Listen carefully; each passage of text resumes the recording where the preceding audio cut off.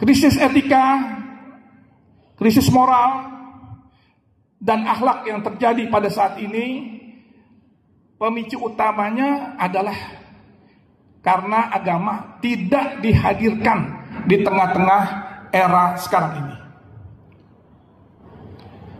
Agama atau ad-din di dalam pandangan Islam adalah aturan, adalah petunjuk, hukum, dan syariat yang Allah Subhanahu wa Ta'ala berikan kepada kita umat manusia lewat para nabi dan para rasul, agar kita memiliki hidup yang teratur, agar kita memiliki hidup yang damai dan bahagia di dunia dan di akhirat. Ada beberapa tantangan umat saat ini. Yang pertama adalah dalam ranah ideologi. Samuel Huntington dalam bukunya The Clash of Civilization dan tesis Francis Fukuyama tentang The End of History and the Last Man menyebutkan bahwa ancaman serius atas peradaban Barat adalah Islam. Karenanya, liberalisasi dan materialisasi umat Islam harus dilemahkan agar tidak melawan Barat. Materialisme itu adalah paham, kebendaan, dan falsafah yang menyatakan bahwa segala sesuatu yang terjadi di dunia ini disebabkan oleh atau bersumber kepada benda. Paham materialisme ini menolak semua hal yang bersifat gaib, yang bersifat metafisik, dan semua kehidupan di luar materi. Sedangkan ideologi liberalisme adalah yang mengklaim bahwa manusia hanya mampu mengetahui hakikat kehidupan dan alam semesta dengan apa? Dengan logika akal, bukan dengan wahyu ataupun ajaran agama yang bersifat dogma. Oleh karena itu, segala sesuatu di dalam kehidupan manusia harus tunduk pada akal. Ini kata mereka. Benar salah dan ada atau tidaknya sesuatu ditentukan oleh akal. Ideologi liberalisme ini lahir dari dasar filsafat Yunani yang dimunculkan oleh Socrates dan Aristoteles yang merupakan murid dari Plato. Selanjutnya, ideologi ateisme, sekularisme. Ateisme adalah paham yang berangkat dari filsafat ketidakadaan. Dasarnya adalah pengingkaran pada Tuhan Sang Pencipta. Hampir sama dengan materialisme, paham ini mengklaim bahwa alam semesta ada tanpa penciptanya. Bahwa materi ini adalah abadi, dan materi adalah pencipta dan makhluk itu sendiri. Ideologi ini dibangun dari filsafat sekularisme, komunisme, dan Darwinisme. Sedangkan sekularisme adalah ideologi yang berpendirian bahwa agama tidak boleh dimasukkan di dalam urusan politik negara atau institusi politik.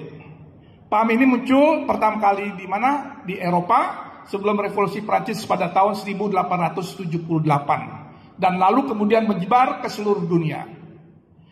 Agama dalam pandangan sekuler melahirkan keterbelakangan dan kemunduran umat manusia. Agama menurut mereka, menurut kaum sekularisme ini, mesti hanya mengurus hidup manusia dengan Tuhan. Nggak boleh mengurus kehidupan manusia dengan kehidupan dunia, apalagi negara. Nah, selanjutnya kita juga melihat ideologi komunisme. Bahwa komunisme adalah pemikiran ataupun ideologi ateis yang menganggap materi adalah segalanya. Ideologi ini didirikan oleh Karl Marx dan Friedrich Engels, tokoh-tokoh besar komunis, menyebarkan ideologi ke seluruh dunia dengan kekerasan dan darah. dengan kediktatoran dan pembantaian umat. Manusia yang tak berdosa dibantai seperti itu. Seperti halnya yang terjadi di Indonesia, PKI telah melakukan pemberontakan di Madiun pada tahun 1948 dan juga Gestapo PKI tahun 1965 yang berusaha merubah Pancasila menjadi komunis. Hadirin sekalian yang saya hormati, bagaimana sikap kita umat Islam menghadapi semua tantangan ini?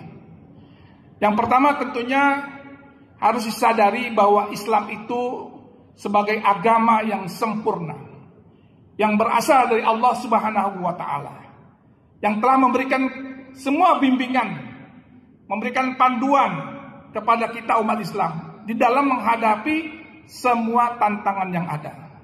Islam adalah agama sempurna, mengatur seluruh dimensi kehidupan manusia. Karenanya ajaran Islam tidak hanya mengatur masalah-masalah ibadah dan moral saja. Islam bukan hanya mengatur tentang sholat dan puasa saja, tetapi Islam mengatur seluruh kehidupan manusia, dari mulai kita bangun tidur sampai kita tidur lagi. Akidah, syariah, akhlak muamalah, hukum, politik, ekonomi, pendidikan, pertahanan, dan sistem keluarga, itu semua diatur di dalam Islam. Para wisudawan yang saya hormati, banyak kaum liberal dan sekuler yang saat ini ingin mengecilkan peran Islam. Sangat tidak betul kalau ada orang, apalagi seorang pimpinan di suatu lembaga, di suatu departemen, di kementerian yang mengatakan bahwa Islam itu agama pendatang dan agama yang datang dari Arab. Mereka mengatakan Islam ini pendatang dari Arab, maka Islam harus di-Indonesiakan, Islam harus dinusantarakan. Ini adalah permainan kata-kata yang sangat berbahaya. Kenapa saya katakan sangat berbahaya? Karena dulu Nabi kita Muhammad pada saat diutus oleh Allah pertama kali ke tengah bangsa Arab, bukan untuk mengarabkan Islam, tapi untuk mengislamkan Arab. Nabi tidak pernah mengarabkan Islam. Nabi itu tugasnya mengislamkan bangsa Arab dan seluruh suku bangsa di dunia. Jadi dulu Nabi mengislamkan Arab, bukan mengarabkan Islam. Ini juga harus hati-hati di dalam menilai pernyataan-pernyataan seperti itu. Jadi kita jangan mengkerdilkan Islam dengan mengatakan Islam itu agama Arab yang bersumber datang dari Arab. Islam itu agama dari Allah. Bumi ini ciptaan Allah. Bumi ini milik Allah, sehingga dimanapun Islam ini hadir di atas bumi, Islam tidak pernah menjadi pendatang. Oleh karena itu, pesan saya kepada kita semua, wabil khusus kepada para calon wisudawan, wisudawati, mari kita ikuti jalan yang lurus. Tidak kita mengikuti jalan-jalan lain yang akan mencerai-beraikan kita, yang akan bisa menggelincirkan kita dari tujuan kita menjadi manusia yang takwa. Sesuai dengan tegas Allah berfirman dalam Al-Quran, di dalam surat Al-An'am ayat 153, A'udzubillahi minasyaitonirrajim, Bismillahirrahmanirrahim, wa anna hadza sirati mustaqiman fattabi'uhu wa la tattabi'us subula fatafarraqu bikum an sabilihi zalikum wasaqum bihi la'allakum tattaqun. Dan sungguh ini kata Allah, wa anna hadza sirati mustaqiman, jalanku yang lurus. Islam jalan yang lurus. Maka itulah, ikutilah Islam. Kita jangan mengikuti jalan-jalan lain, ya. Jalan-jalan lain itu agama, ideologi lain akan mencerai-beraikan kita. Ya, yang mencerai-beraikan kita, dan demikian Allah perintahkan kepada kita agar kita menjadi orang yang bertakwa.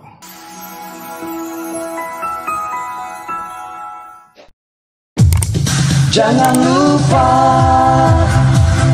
Bang Dai Channel.